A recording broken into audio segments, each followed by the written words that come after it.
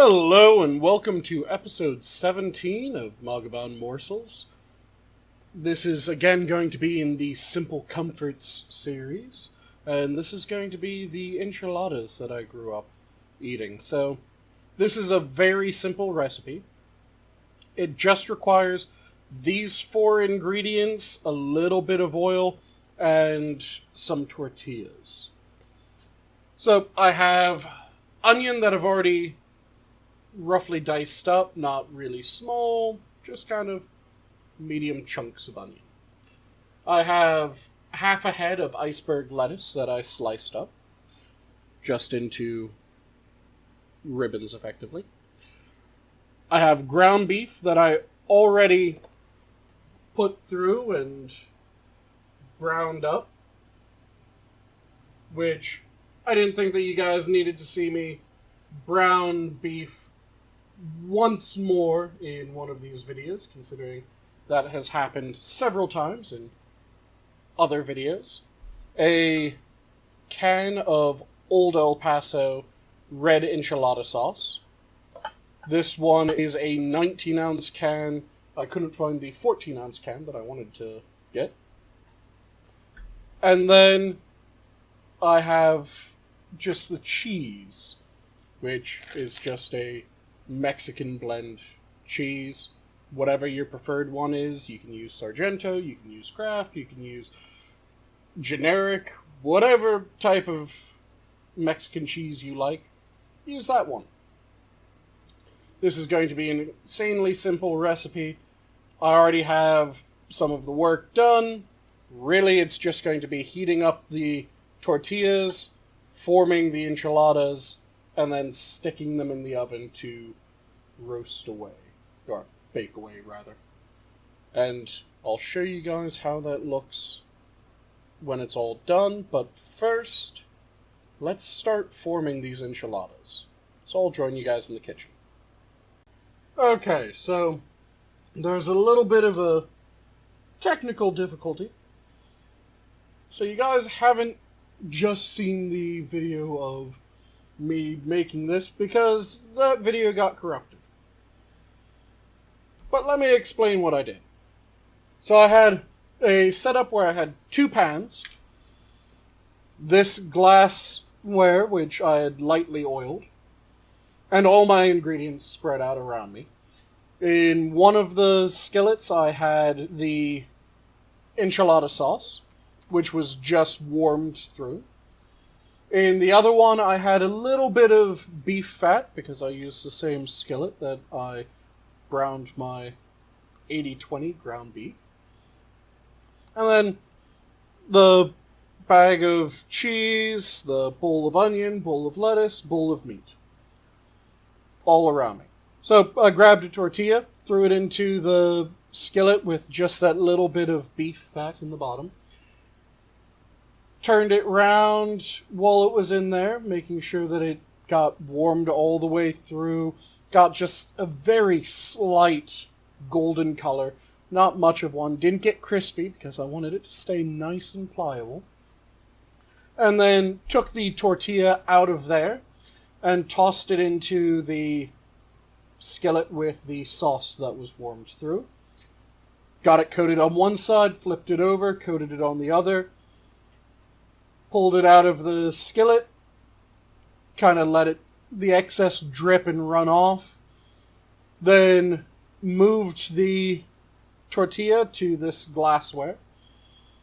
Then threw in some of the ground beef, some onion, some lettuce, a fair bit of cheese.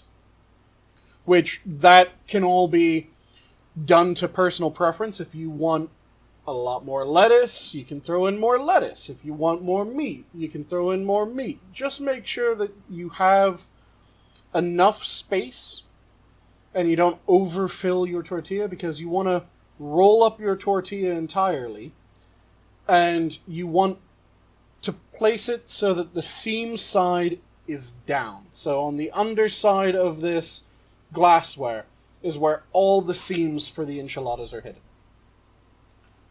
I was able to fit 5 enchiladas in this glassware.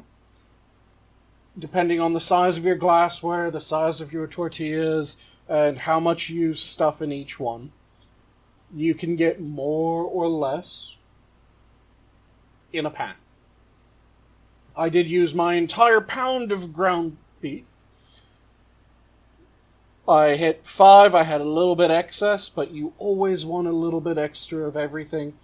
So, had my 5 beautifully formed enchiladas. I then sprinkled on some excess onion, sprinkled on some excess lettuce, and sprinkled on the remainder of my ground beef. Then threw a lot of cheese on top, because who doesn't love a cheesy enchilada? Even the lactose intolerant seem to really like cheese, given the number of them that I've met that will eat cheese and deal with the consequences. But scattered around cheese, make sure that it got a nice even coat over the entire enchilada. Then tossed it into a 350 degree oven to bake away. And this is about 20 minutes after I threw it into the oven. As you can see, the cheese melted down onto it beautifully. Let me try to get a bit better lighting without glaring out. Okay, so the cheese melted down onto it beautifully. The tortillas ended up with these nice crispy edges where it's towards the end of the pan. And each of these tortillas is filled with meat, cheese, onion, and lettuce. If you don't like onion, use less onion or don't use onion at all. If you want a lot of lettuce, throw in more lettuce. It's entirely up to you how you guys make it. But this is done, and I think I've talked long enough that it won't be lava when I try to eat this. So let me grab a plate and a spatula and get a couple of these out for me to eat and show you guys what they look like. Okay, so I'm going to go for these two over here.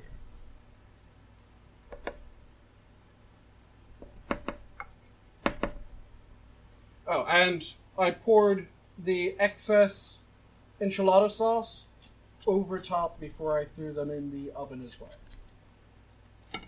So as I was throwing on the meat and the onion and the lettuce,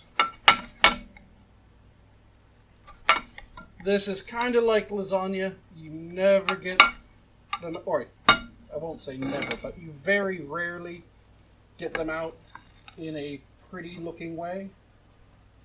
But these are actually coming out fairly nice right now.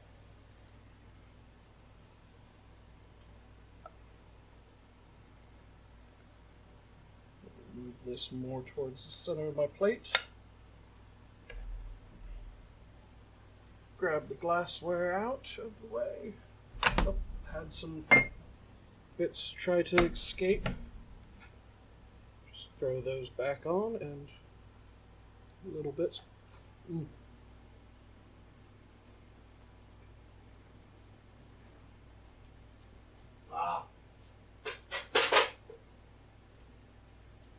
Absolutely delicious.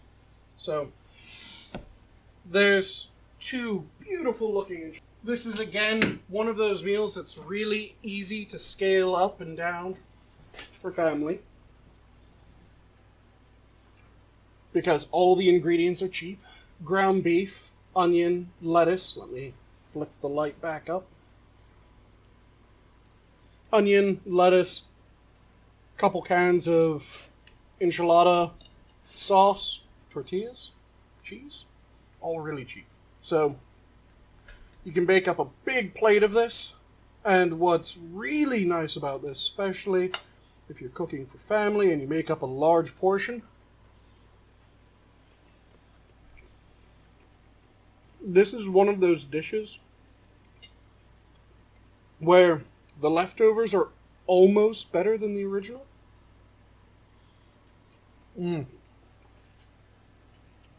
Oh. Still a little bit of the lava quality to it. But absolutely delicious. I was raised on these things. There's a bunch of ways that you could dress this dish up. I used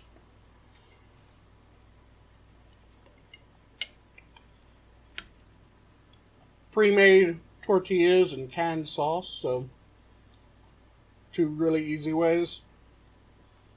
Use homemade tortillas and make your own enchilada sauce, but like I said, simple comforts, they include cheats. And this is one of those things that as you make it, you get faster at making it. Because bake time isn't really that long, but depending on how much you're making, it can take a bit of time to roll each of the enchiladas. But the experience increases your speed. And this is just delicious.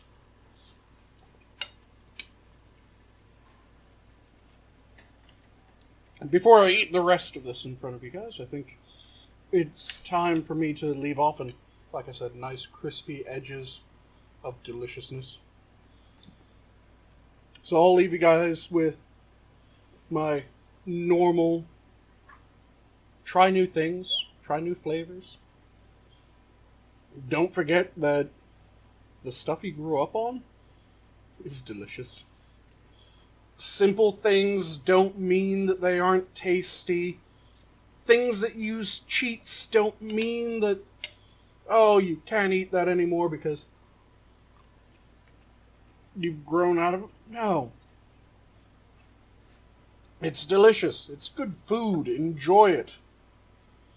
If you're craving something from your childhood, give it a go. Make it. Ask your mother or your father or your grandmother, whoever it was that made it, what the recipe was.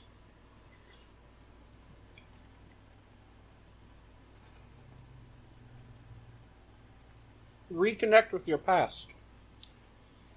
But try new things as well. Explore, but remember. Experiment, but return to things that make you happy. Return to things that make you reminisce.